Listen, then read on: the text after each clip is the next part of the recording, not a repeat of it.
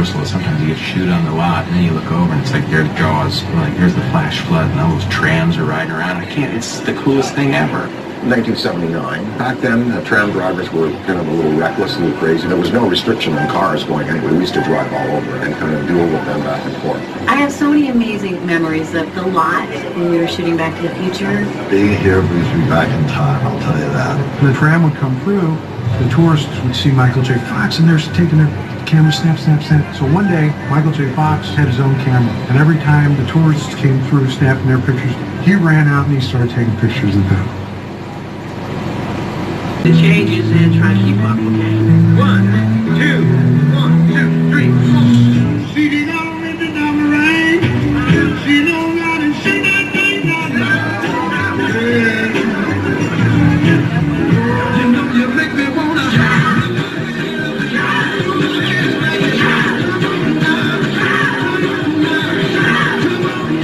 Oh my gosh, look at her butt. Oh my gosh, look at her.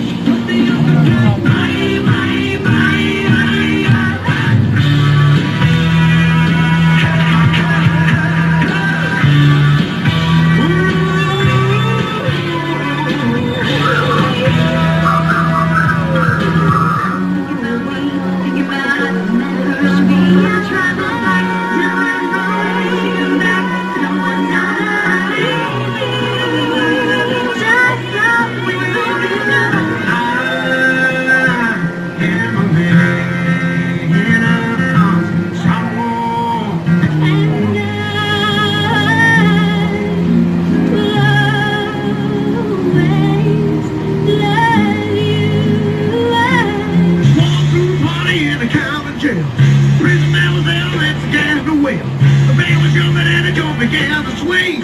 Should have heard the knock out there, but sing, let's rock. Everybody, let's rock. Everybody on the wholesale block. Oh, the dance will do the jailhouse. Yeah. Thank you so much and good night. Leaving the theme park, we are on our way. Thank you for your patience. Again, guys, my name is Lauren. Let me introduce you to my co-host of the tour. You're going to know him from Saturday Night Live and also The Tonight Show starring Jimmy Fallon. It is, that's right, you guessed it, Jimmy Fallon. Oh, hey there. You made it. Welcome to the Universal Studio Tour. I'm Jimmy Fallon. I'll be making sure that you get through this experience in one piece. You've got the very best guide. Lauren. And the greatest driver. Matt. They're the best. I love them. Even though... Matt. Both make $5. Get it together, Matt. I know you guys are excited to get on the tour, but first, a few safety rules. Yeah, we have just a few safety rules to go over.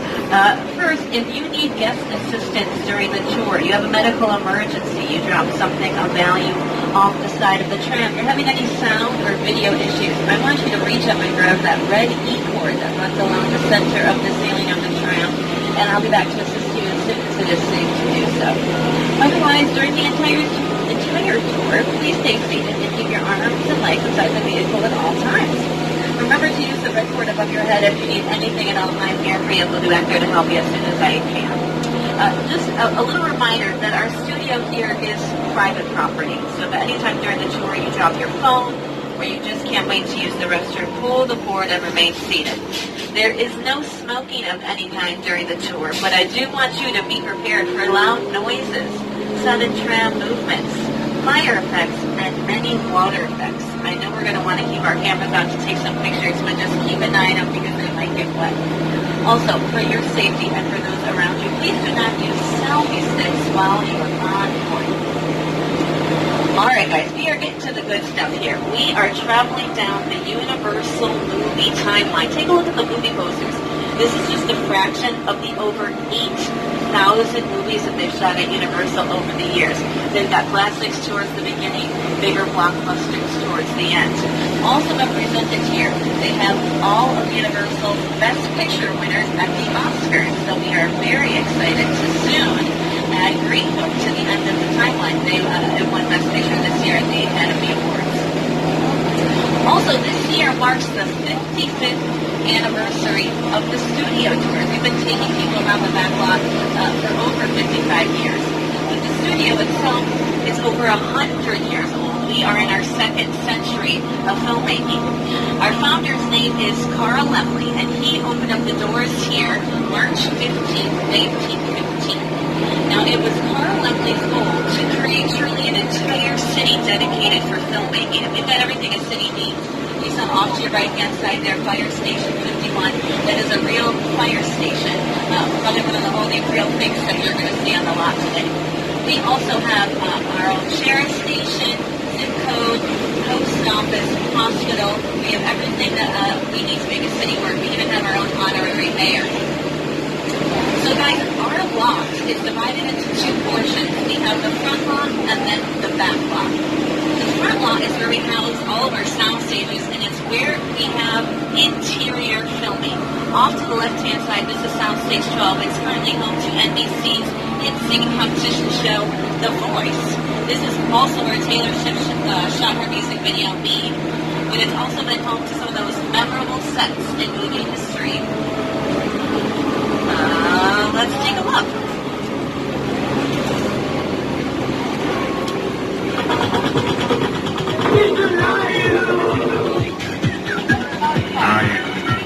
Right. Stand up for my little friend.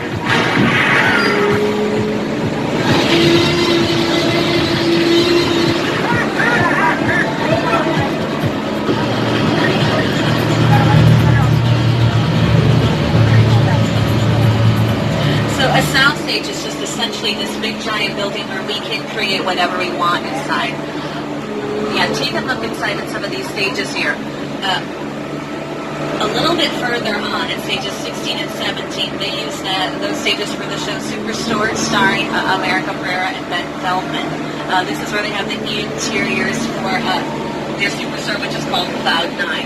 So again, sound stages are big giant buildings where we can create whatever we want. One of the most important components of a sound stage is the sound control that it offers the production. The floors and the walls are padded. The walls are about 18 inches thick. When all the doors are shut, the building is about 98% soundproof. So stages essentially provide control, yes? And because of this control, some movies will never even leave a sound stage. For example, The Wizard of Oz, Mary Poppins. These movies were entirely shot indoors, even the outdoor sequences. Now, as we pull forward, also on your left-hand side, there's another big soundstage that we have. It's Soundstage 21, also used for Superstore, but it's been home to a lot of Ron Howard movies. It was The Grinch's Top Lawyer and How the Grinch Stole Christmas. It was also NASA's Mission Control Center and the movie Apollo 13. So Universal is known for making these big, great blockbuster movies, but we are actually one of the largest producers of television shows. Back in the 40s, when TV technology was starting to become a thing, nobody wanted to invest because they thought that TV was just going to be a fad. It wasn't going to last very long. Universal is one of the few production companies that did, over the years, we've really expanded to so many shows over lots of networks. And here's just a few.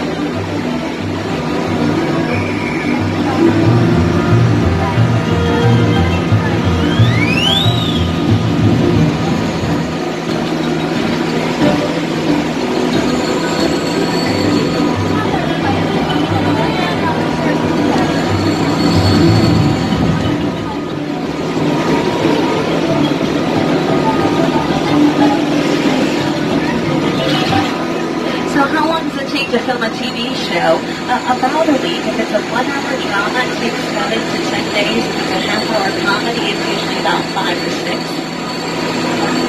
On to your right-hand side behind the Minions here, they shoot an hour drama inside stage 43. Good Girls, starring Mae Whitman, Christina Hendricks, and Loretta. They officially announced that they're going on their 3rd season. Right next door in stage 44, they shoot the interior scenes for The Good Place with Ted Danson and Kristen Bell. They unfortunately just announced that they are going to be finishing the show with their 4th season, which they are starting to film right now as well. Now, right next door to the soundstage, you're going to see some of the trailers. This is the base camp for The Good Place on your right-hand side here. Base camp is just kind of the central hub of the production, so they keep all the cast trailers here. They have some wardrobe trailers and production offices. So they could be shooting at different sound stages or doing some exterior shots on the back lot, but they all come back to the central base camp for the show. So whether you're shooting a television show, a movie, a music video, a commercial, again, we do it all here on the lot.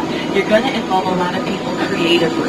And all these people work here on the left-hand side. These are our bungalows. They are production offices to producers, writers, directors, casting directors, you name it. They're planning, designing everything inside these bungalows. Illumination Entertainment, they brought you Despicable Me and also The Secret Life of Pets. The Secret Life of Pets 2 just came out in theaters this month. They have their home inside our bungalows. Mark Platt Productions, the De Laurentiis Company. So big producers are working inside here.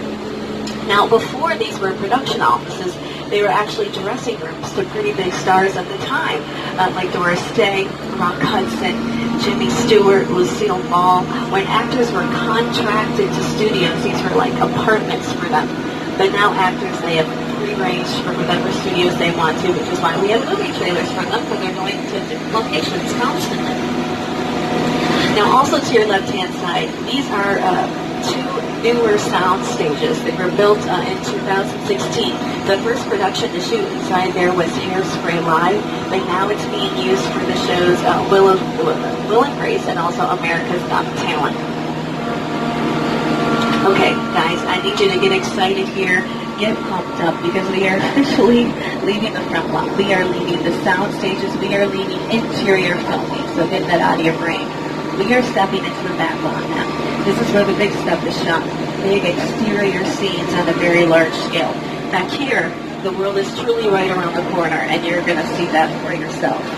Now, most of the buildings on the back lot are what we call facades. These buildings are essentially just fronts and sides. They are shells. There's nothing inside of them. We only build what the camera's going to see. We let your imagination fill in the rest. Now, what appears to be brick or stone is really just molded, recycled plastic that's painted to look that way, supported by some plywood.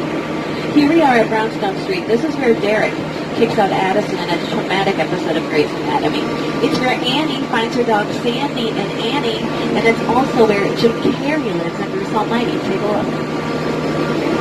Raise the door! In the shower! Inside bad, outside good. Inside bad, outside good.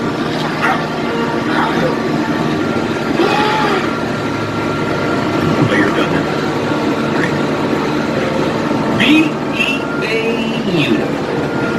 Alrighty, folks, our tram just turned into a time-traveling DeLorean, and we've just reached 88 miles per hour. Guys, welcome to Hill Valley from Back to the Future, starring Michael J. Fox and Christopher Lloyd. Now, the famous courthouse is off to the left-hand side, but it does look a little bit different than it did in the movie. And that's because the original courthouse became so recognizable, they had to build a facade in front of the original so we could even use this area in later productions. Here's a bit more from the cast and crew. It was actually the back lot, the courthouse square, that inspired the entire climax to Back to the Future. I had scenes up on the clock tower on that ledge. The ledge felt that wide. And I was standing inside looking at the ledge, and I already had vertigo. I just thought there's no way in the world, no way I'm just standing there. I looked at the clock tower. Of course I had a cable.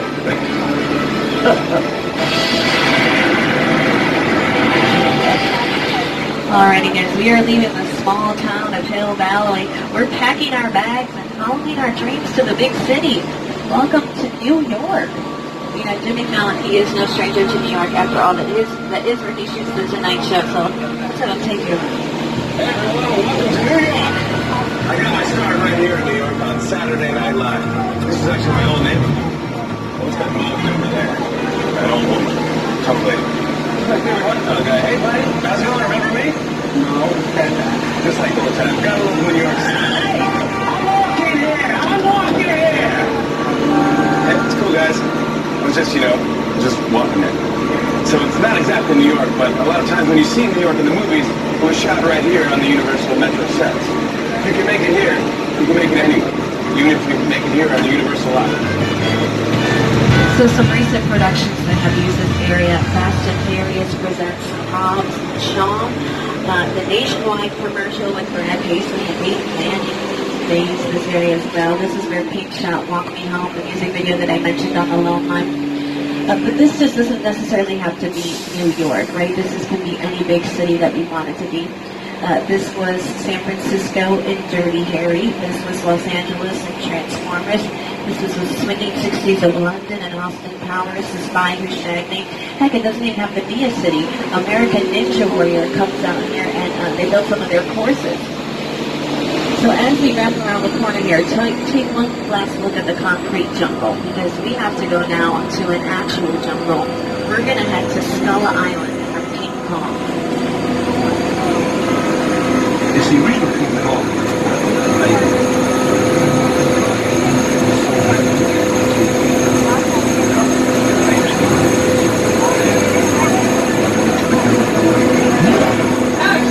I like to just take you away from your life. Sweet love and Kong does coming along. The ship goes down into Lost Island. You encounter monsters, creatures from prehistoric times. So I was thrilled when Universal invited me back to Skull Island, and it's great to have you on the ride. Now, we have created this 3D immersive experience, so you're going to have to have your glasses. Don't put them on yet. Have them in your hand. Ladies and gentlemen, we are heading into a bumpy ride, so please keep an eye on your personal belongings, stay seated, and most importantly, stay ready for some fun.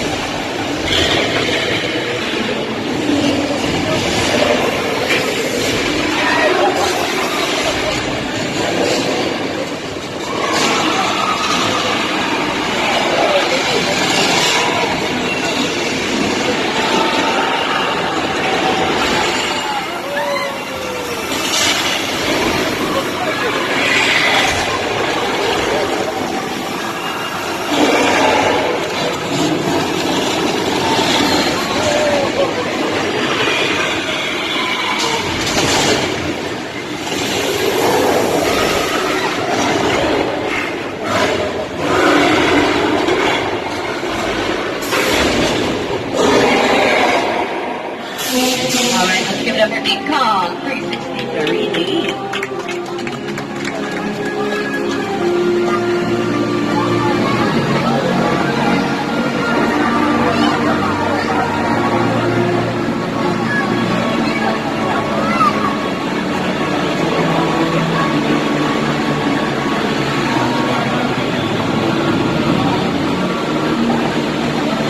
Alrighty, folks, go ahead and take off those 3D glasses.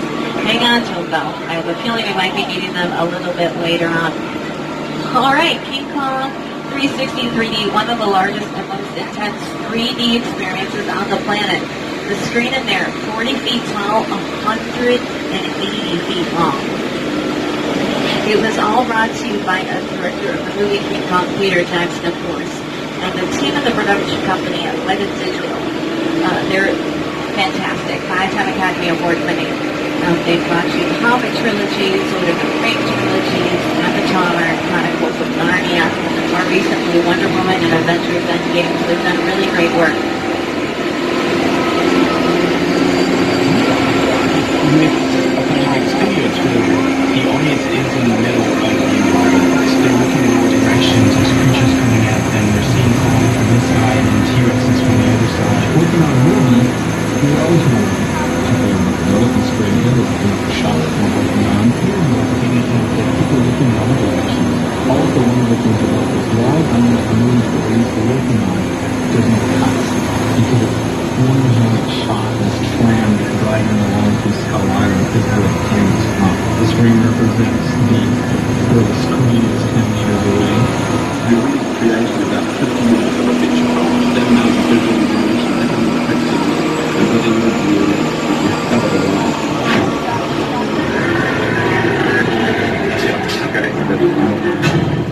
Speaking of awesome rides, our next stop is the picture cars. Now, a picture car is any vehicle shown on screen, moving or stationary. Look out!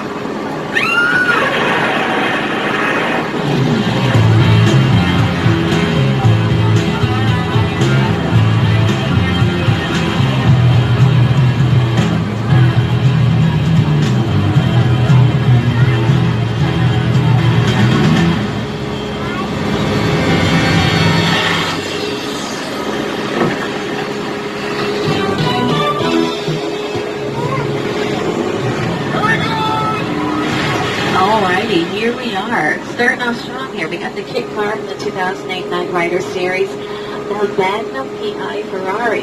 Get this, not a real Ferrari. Volkswagen are doing just a Ferrari shell on top. Back to the future cars, Flintstone vehicles. You know, picture cars do a lot just besides looking cool. They can help us set the time period. They can even help us set location. I mean, something as simple as changing the license plate can really take you anywhere around the world. A pretty cool car we have right now is this Gyrosphere from Jurassic World. Now, if you saw the movie, it looks different. It's missing the glass that was surrounding it. Well, the glass was all CGI, all done through the computer. You can't have glass on set. It's going to pick up the reflections of the crew members and the cameras. They shot the scene. It looked just like that. The very end, this tank from Transformers, made completely out of plywood. It's painted to look like steel and metal. Transformers has a lot of stunts. You got to keep things lightweight, easier to move around that way. Of course, though, we can't talk about picture cars without talking about the Fast and the Furious, right?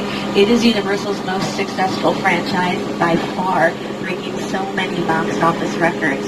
But another franchise of Universal that's really neck and neck with them, record-wise at the box office, is Jurassic World. So, what do you say? It's time to take you guys to an island off the coast of Costa Rica. We're going to head into Jurassic Park. Now, it's here. You're going to see some set pieces, props, picture cars that was used in the Jurassic Park films. Off to the left-hand side here, you're going to see this big, giant green vehicle, and that is the Mobile Lab from The Lost World, which is the second film in the series. This Mobile Lab is made out of plywood, so check for the chipping paint. Oh my goodness, some promotion.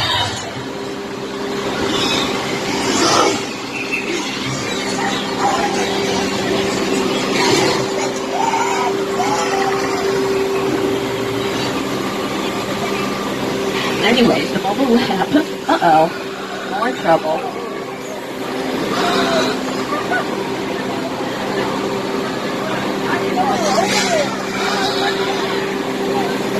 Take a look at this scene, guys. It features the Mobile Lab, which is made out of plywood. We had to keep it lightweight because we're dangling it off a cliff.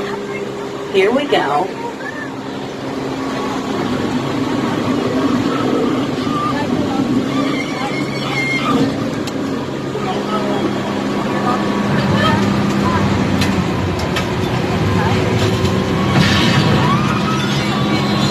Now, I think you all can agree with me here when I say that extreme weather plays